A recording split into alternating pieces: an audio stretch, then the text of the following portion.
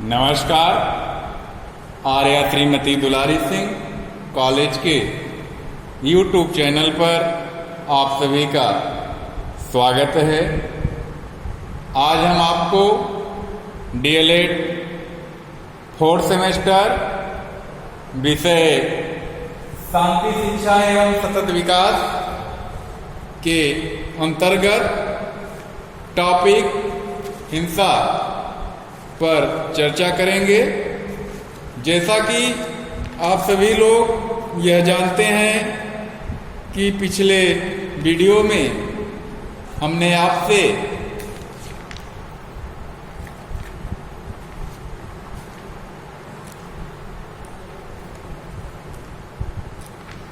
शांति शिक्षा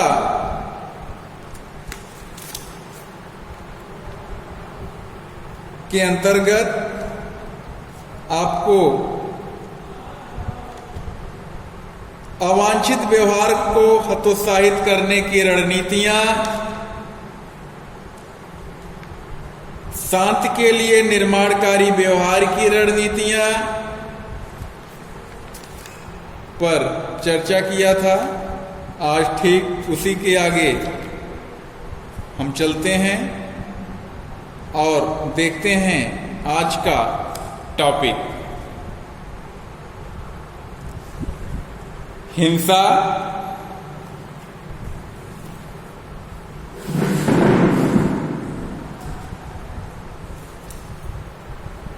वायलेंस। हिंसा की अवधारणा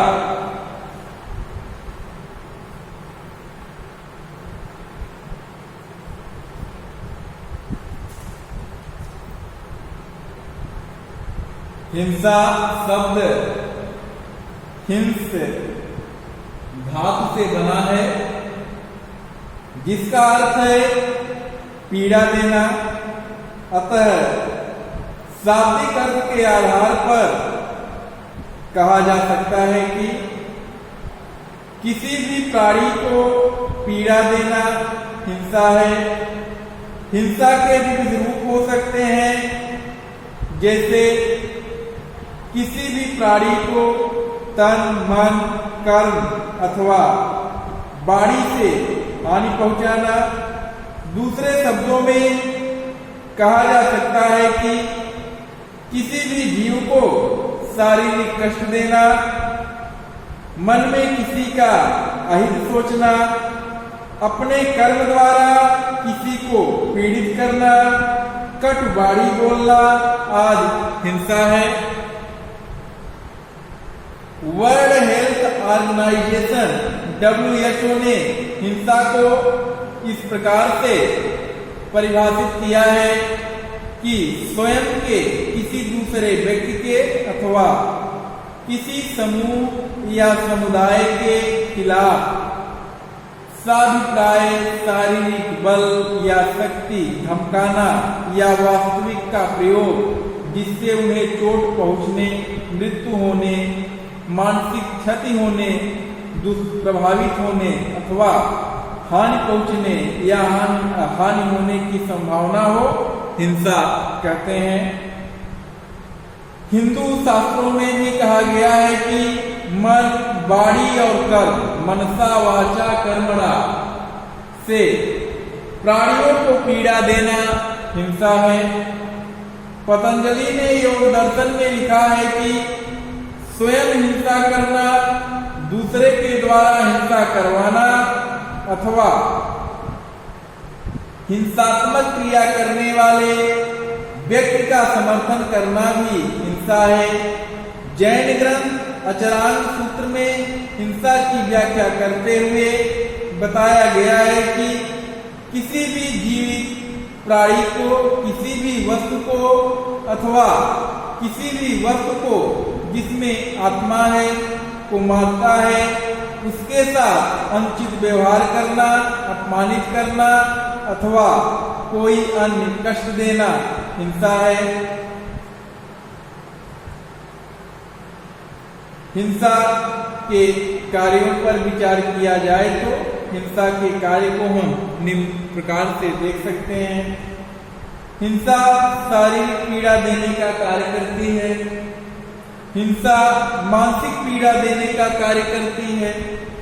हिंसा समाज में भय का वातावरण उत्पन्न करने का कार्य करती है।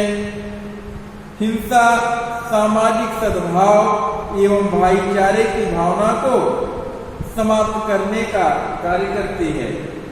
हिंसा लोगों में आक्रोश एवं प्रतिशोध की भावना को जागृत करने का कार्य करती है। हिंसा मानवीय मूल्यों को छीड़ करने का कार्य करती है। हिंसा विकास को अवरुद्ध करती है। हिंसा प्रत्यक्ष रूप से बेरोजगारी को बढ़ाने का कार्य करती है। हिंसा युवा शक्ति को पथभ्रमित करने का कार्य करती है। हिंसा देश तथा विश्व की अर्थव्यवस्था को कमजोर करने का कार्य करती है।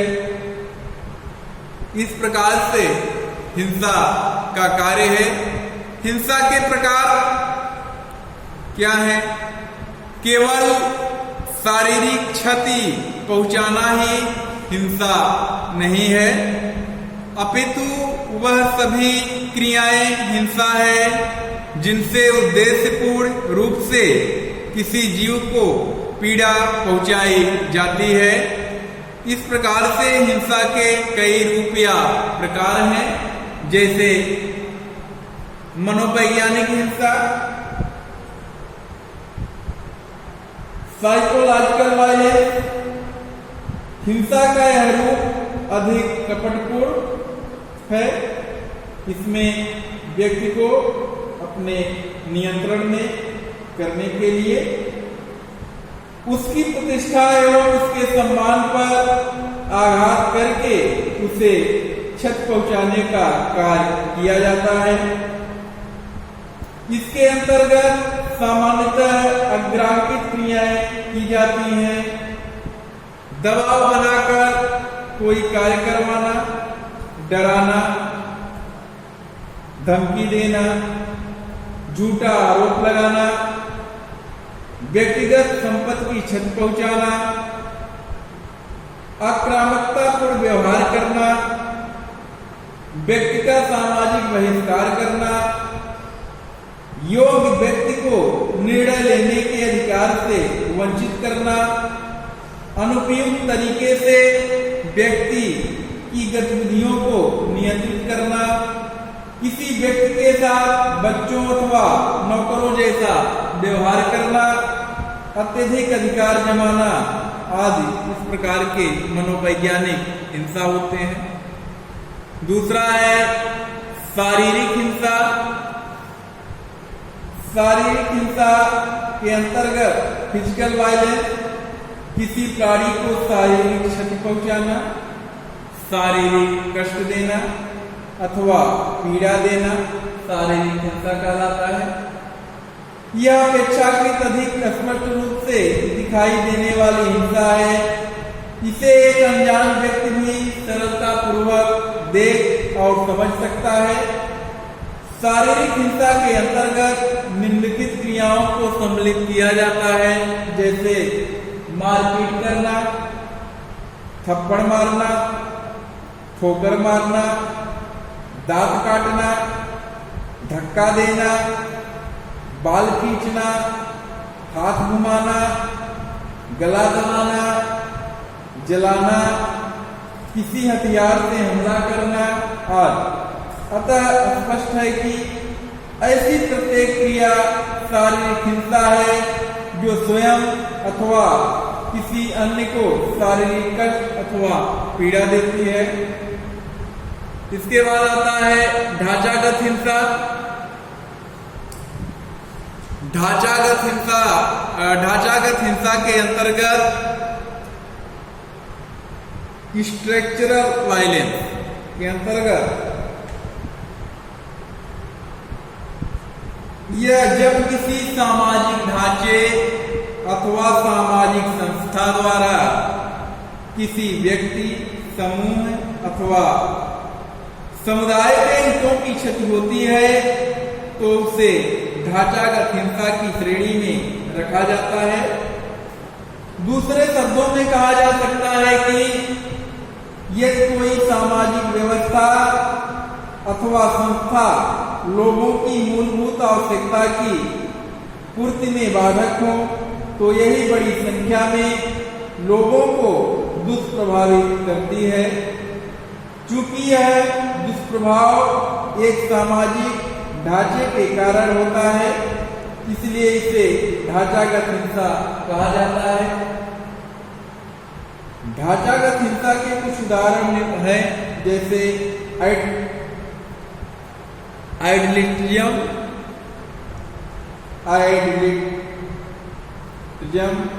इसके अंतर्गत आइडियलिज्म से तात्पर्य आयु के आधार पर किए जाने वाले पक्षपातपूर्ण व्यवहार से है।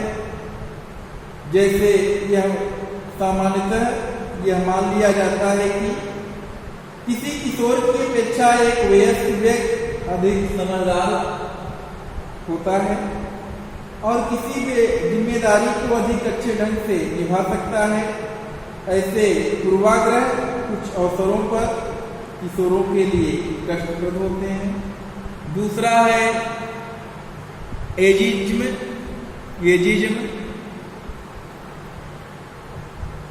आयु के आधार पर भेदभाव करना या किसी के अधिकारों में कमी करना अथवा वृद्धि करना, अवसरों को प्रदान करने में भेद करना आदि इसके अंतर्गत आता है।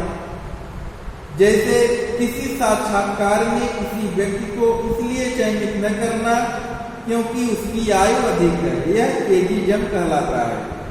आयु को आधार बनाकर उसकी समस्त योग्यताओं की अनदेखी करते हुए उसे बाहर कर देना उस व्यक्ति के लिए अत्यधिक पीड़ादायी होता है।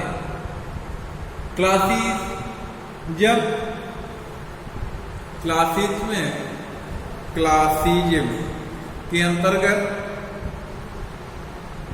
इसका अभिप्राय सामाजिक, आर्थिक, क्षेत्रीय, जाति आदि पर आधारित पक्षपात करने अथवा भेदभाव करने से है।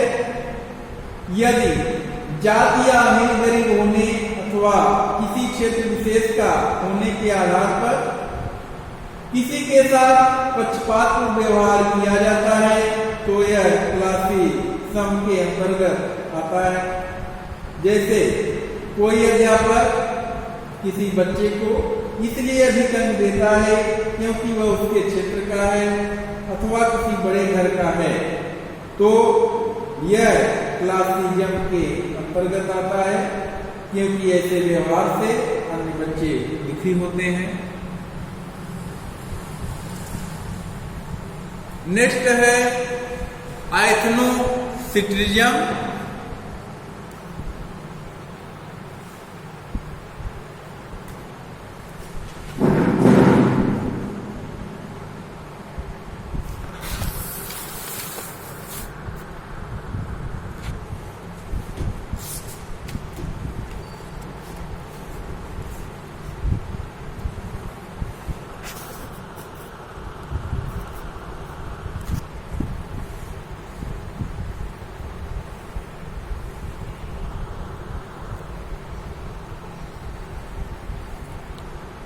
एथनोसेंट्रिज्म के अंतर्गत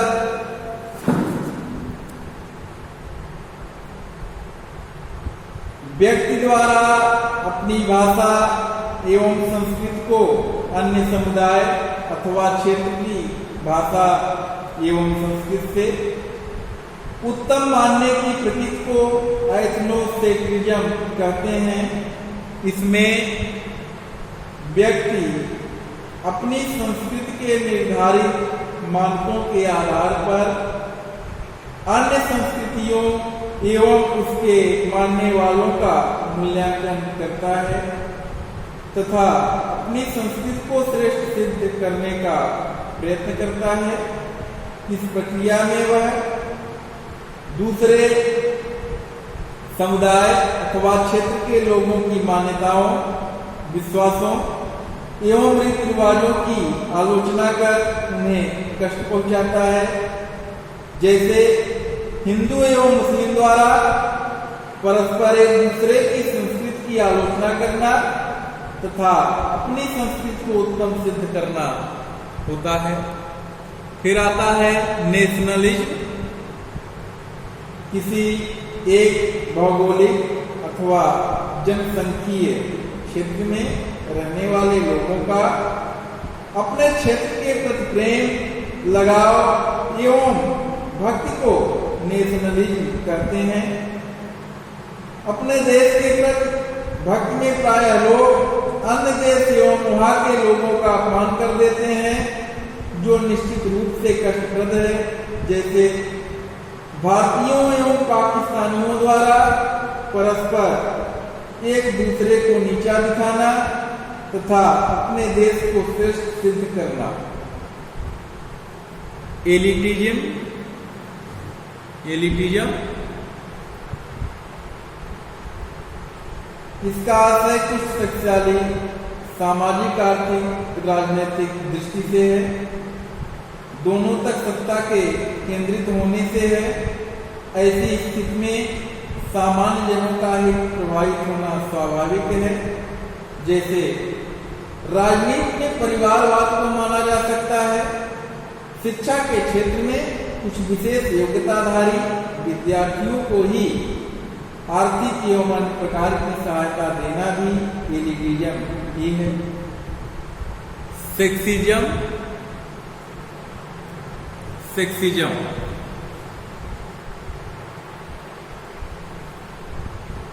लिंग के आधार पर भेदभाव करना सेक्सिज्म कहलाता है।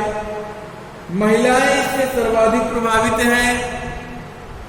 पुरुषों द्वारा स्वयं को महिलाओं से श्रेष्ठ समझना महिलाओं के लिए सदैव कष्टप्रद रहा है। सेक्सिज्म का चरम समाज में हो रहे यौन शोषण, बलात्कार, छेड़छाड़ आदि के रूप में देखा जा सकता है। और एक होता है मौखिक हिंसा। मौखिक हिंसा क्या है? आप समझ सकते हैं, जब कोई व्यक्ति मुख से बोलकर किसी अन्य व्यक्ति को पीड़ा पहुंचाता है तो इसे हम मौखिक प्रकार की हिंसा कहते हैं। जैसे अपमानित करना, गालियां देना, चरित्र एवं आचरण पर दोषारोपण करना, पूर्व में की गई गलतियों को बार बार याद दिलाना, नकारात्मक अपेक्षा को व्यक्त करना, अविश्वास व्यक्त करना, धमकी देना, चीखना, झूठ बोलना आदि आते हैं। अब हम देखेंगे हिंसा के पोर्चे कौन कौन से हैं। हिंसा के पोर्चों के अंतर्गत सबसे पहले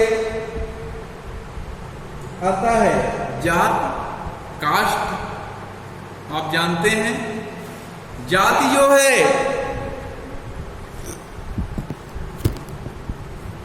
प्राचीन समय में कर्म के आधार पर जातियों का विभाजन किया गया था। प्रत्येक जाति का कर्म निर्धारित था जिसे उस जाति के लोग जिम्मेदारी से करते थे। कालांतर में कर्म आधारित जाति व्यवस्था ने जन्म आधारित जाति व्यवस्था का रूप ले लिया और कुछ कार्यों एवं उन कार्यों को करने वाली जाति के लोगों को अपेक्षाकृत निम्न माना जाने लगा। वर्तमान समय में यद्यपि पहले जैसी स्थिति नहीं है, किंतु जातिगत हिंसा अभी भी बड़ी संख्या में हो रही है।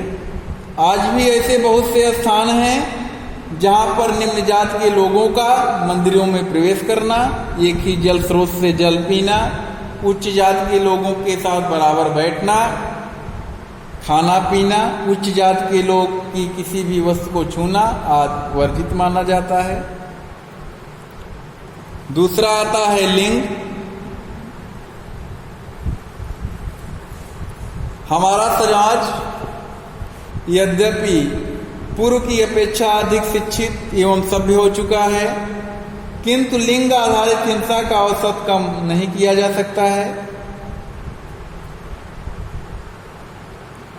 लैंगिक हिंसा का अत्यंत घातक रूप है। जो केवल उसके शिकार व्यक्ति को शारीरिक एवं मानसिक पीड़ा देती है।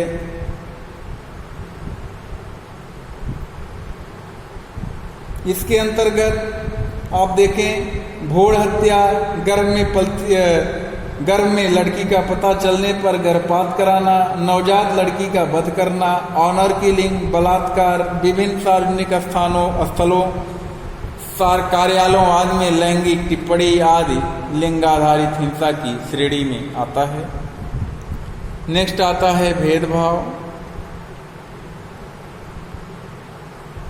भेदभाव ऐसी विचारधारा को कहते हैं जिसके कारण व्यक्ति, वर्ग अथवा समुदाय विशेष के साथ पक्षपातपूर्ण व्यवहार किया जाता है।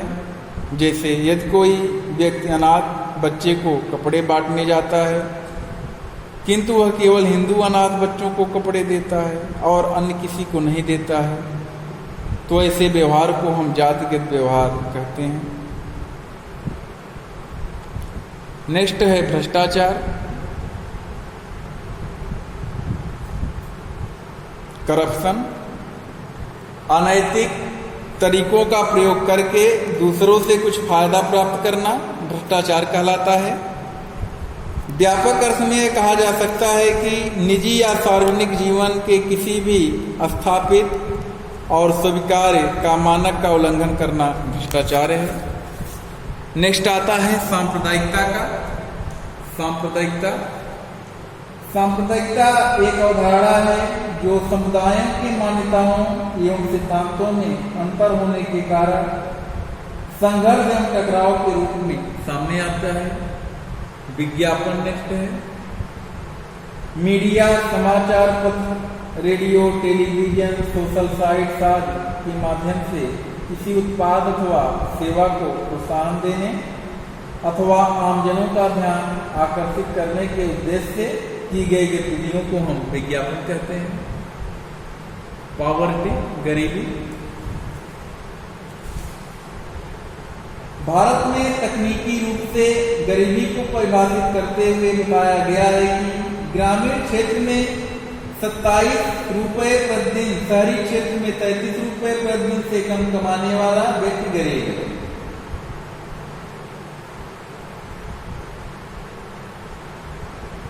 गरीब व्यक्ति जिंदा रहने के संघर्ष में इतना उलझ जाता है कि उसकी सही एवं गलत में अंतर करने की क्षमता क्षीण हो जाती है। परिणाम स्वरूप वह चोरी, डकैती, अपराध, हत्या आदि हिंसक कृत्यों में लिप्त हो जाता है।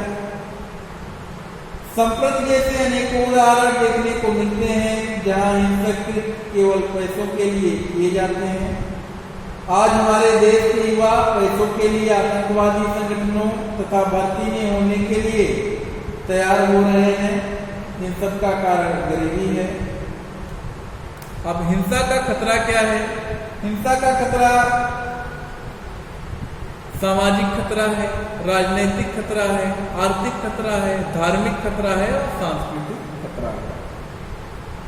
चूंकि आप देखें, जानते हैं कि इतिहास साक्षी है कि जैसा कि सदैव मानव समाज के लिए हिंसा विनाशकारी रही है। जब कभी हिंसा की जाती है तो सर्वप्रथम मानवता की बल चढ़ाई जाती है और फिर लोग मानवीय मूल्यों, मानवीय संवेदनाओं तथा संपूर्ण मानव समाज के प्रति अपने कर्तव्य एवं उत्तरदायित्व को भूलकर ऐसे हिंसक कृत्य कर देते हैं जिससे संपूर्ण मानव सभ्यता को लज्जित होना पड़ता है। इस प्रकार से आपने देखा आज हिंसा के प्रकार, हिंसा का खतरा क्या है और हिंसा के कौन कौन से रूप हैं। आज का टॉपिक अब यहीं पे समाप्त होता है। अब अगले वीडियो में हम आपसे नेक्स्ट टॉपिक के साथ उपस्थित होंगे। तब तक के लिए नमस्कार, धन्यवाद।